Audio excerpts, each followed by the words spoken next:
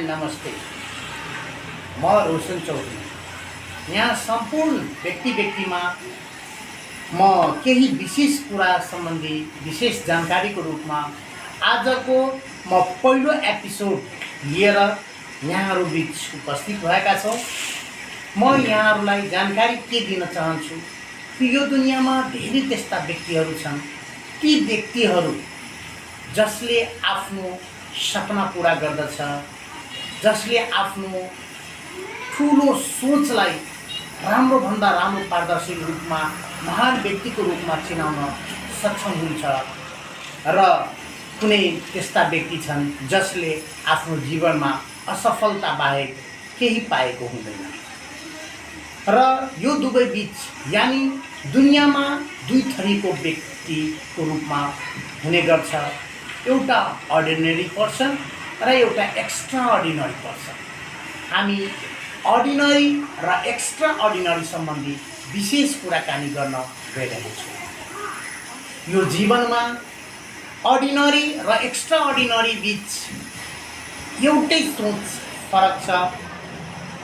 जो ordinary person हो त्यो समयको आधारबाट हिँड्न नचाहने र जो एक्स्ट्रा अर्डिनरी हो उहाँले एउटा हरेक समयलाई एकदम पालना सहित आफ्नो जीवनलाई एउटा लक्ष्यको रूपमा लिएर अगाडि बढ्दै उहाँले भिजन बनाउँदै अगाडि बढ्दै जानुहुन्छ।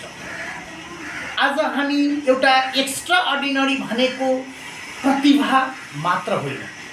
एक्स्ट्रा अर्डिनरी यानी असाधारण व्यक्ति भनेको एउटा उहाँभित्र प्रतिभा मात्र होइन, बल्कि उहाँभित्र सही बानी, सोच र निरन्तरता अभ्यासको रूपमा उहाँ लागि परिराख्नु भएको छ। र एक्स्ट्रा अर्डिनरी भित्र उहाँले धेरै त्यस्ता गुणहरू चित्रवान गरिराख्नु भएको छ जसले उहाँले दुनियाँको हरेक पाइलामा अग्रसर तरिकाबाट अगाडि बढ्दै जानुहुन्छ।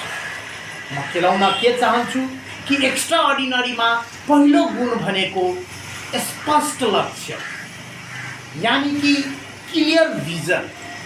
जसमाथि जो भित्र एउटा क्लियर भिजन भएको व्यक्ति हुन्छ, उहाँले आफ्नो जीवनमा कहाँ पुग्नु छ भनेर स्पष्ट क्लियरिटी उहाँभित्र देखाइन्छ।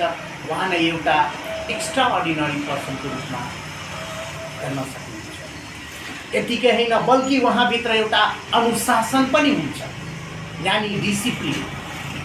जुन एक्स्ट्रा अर्डिनरी